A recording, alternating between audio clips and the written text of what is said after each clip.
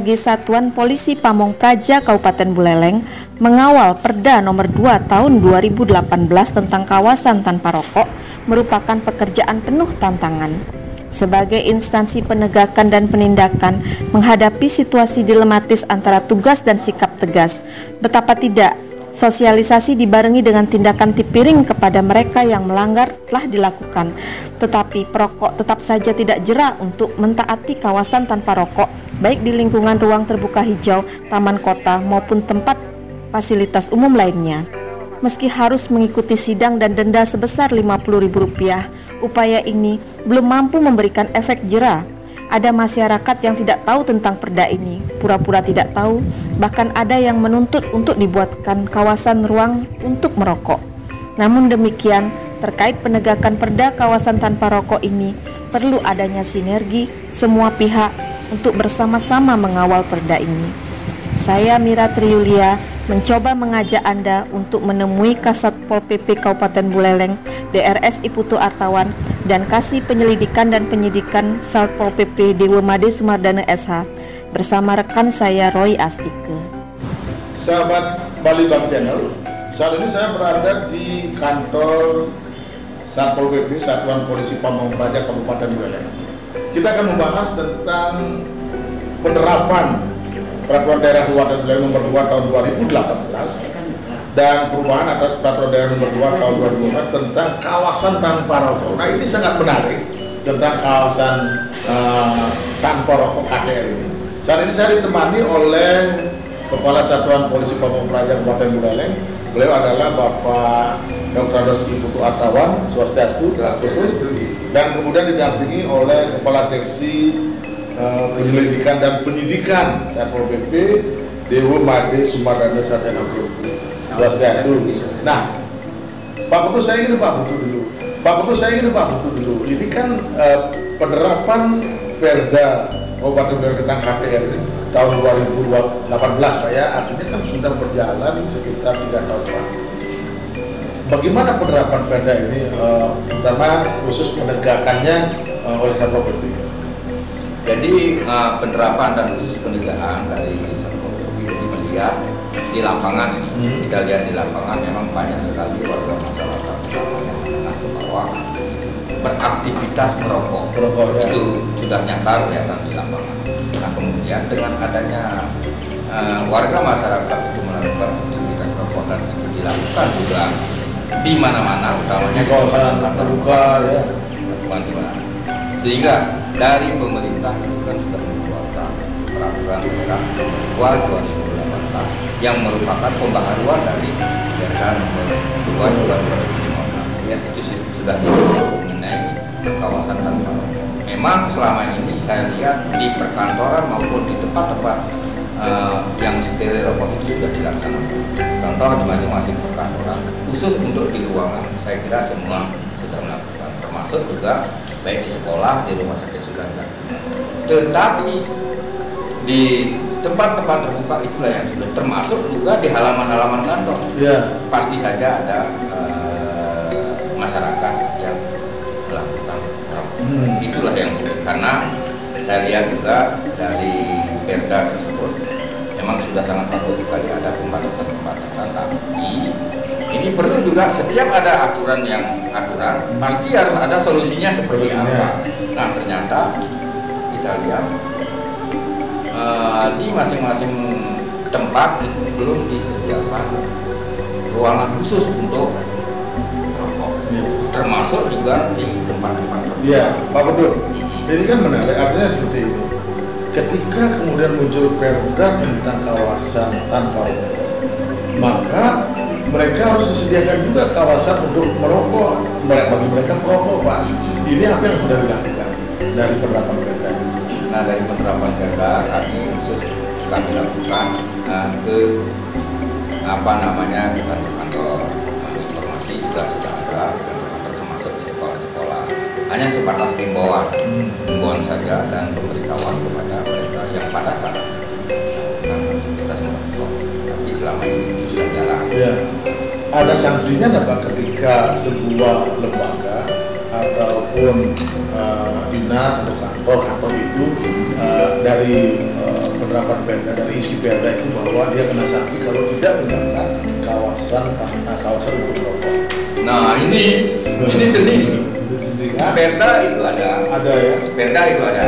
Tetapi sanksi bagi penanggung jawab ini termasuk penanggung jawab. Penanggung jawab atau pelaku ya, penanggung jawab atau pelaku. Semestinya komitmen penanggung jawab atau pimpinan SKPD kalau misalnya ada di SKPD harus menyediakan tempat. Bagi yang tidak menyediakan tempat semestinya juga harus ada sanksi. Baru bagus. Tapi selama ini saya lihat di Perda nomor 2 2018 sanksi dan terhadap munculnya banyak masih masyarakat yang merokok di tempat-tempat terbuka atau di ruang hijau gitu kan, yang harusnya tidak boleh juga isi perda. Apa yang dilakukan Satpol PP? Sebenarnya sebelum kita melakukan sesuatu langkah-langkah yang kita lakukan pada saat di situasi seperti maraknya orang merokok hanya sebatas himbauan. Karena satu yang menjadi kendala kita memberikan himbauan otomatis jalan keluarnya itu. Contoh di tempat-tempat terbuka kita melarang orang merokok.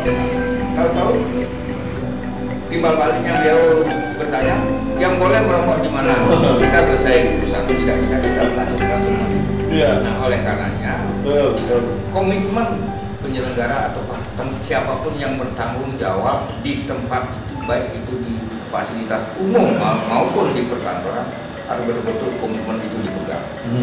Artinya memegang komitmen. Kalau misalnya di perkantoran harus disediakan ruangan khusus untuk rokok atau disediakan satu tempat yang terbuka, disediakan satu aspal. Manakala ada pegawai misalnya siapalah itu datang kemudian rokok supaya di tempat sendiri jauh dari jangkauan masyarakat. Ini menarik, saya ingin ke Pak Dewo. Pak Dewo kan jabatannya adalah kasih penyelidikan dan pendidikan, Mbak. Penerapan perda ini dalam bentuk sanksinya atau kegiatan sidak misalnya ke kantor-kantor atau ke tempat terbuka sudah dilakukan? Kami sudah pernah melakukan sidak ke KTR ini, hanya meliputi di fasilitas umum itu seperti di rumah sakit umum, yang ada di Kabupaten Buleleng, dan bersama Samsat atau Samsat yang ada di Muaro. Jadi pada saat kami melakukan sidak KTR itu, banyak masyarakat kami temukan yang merokok di sekitaran rumah sakit. Dan kebetulan kami juga mengandai dari BPNS Provinsi Bali. Pada saat itu pun kami langsung BAP. Sudah di BAP menunggu sidang dipiring, karena untuk sidang dipiring di Pengadilan Negeri Singaraja itu khusus hari Rabu.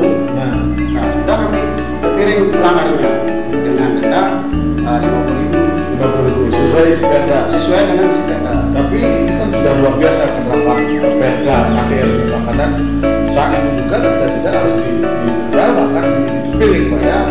Nah, tetapi bagaimana caranya ketika kemudian mereka yang sudah kena denda atau kena dipiring hasil sidang itu sudah tidak mengulangi lagi seperti itu, bisa nggak Satpol PP melakukan hal itu? Rasanya ya sulit juga kami melanjutkan hal itu, karena ya apa yang jadi dikatakan Pak Kasar ya sebatas himbauan aja dulu supaya tidak lagi mengulangi perbuatan seperti itu. Kalau boleh ya bisa menyarankan ya supaya jangan merokok yang di fasilitas umum yang untuk kesehatan. Ketika petugas bilang merokok lagi ya. Merokok lagi ya.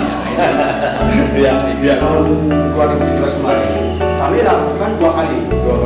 Ya kami lakukan 2 kali itu jamnya sore kami. Dibagi 2 tim, ada yang ke rumah sakit umum, ada yang ke rumah sakit Tausada. Kebanyakan ya penduduknya yang melaksanakan yaitu merokok di bukan tempat merokok gitu, rumah sakit umum gitu. Itu sering kami temukan, dan pada saat itu pun langsung kami BAP sama pemerintah Provinsi Bali. Ya, kalau lihat perdanya sebagai lembaga yang melakukan penegakan perda ini, apakah sanksi itu terlalu ringan atau bagaimana? Ya, kalau menurut kami ya sanksinya ya memang 50.000 itu di saat sekarang itu kan memang sulit. Ya memang sulit. Tetapi kalau yang namanya pelanggaran 50.000 itu ada masih kecil ya. Sudah pernah dilakukan sidang ke kantor-kantor, ke dinas-dinas di Pemda Wilayah minimal dulu itu kan sebagai contoh. Dan maunya kami lakukan pada saat awal tahun 2020 kemarin. Karena sudah terbentur pandemi ini ya, dipending dulu ini. Ya, pandemi ini menyebabkan semua program dari terkendala. Terima kasih Pak Gubernur, Pak Dewo, sahabat Palembang Channel. Itulah bincang-bincang saya dengan Kasat Pol PP Kabupaten Buleleng Pak Kawan dan juga Kasih Pendidikan dan Pendidikan Guru Made Sumarga Esa tentang kawasan tanpa rokok.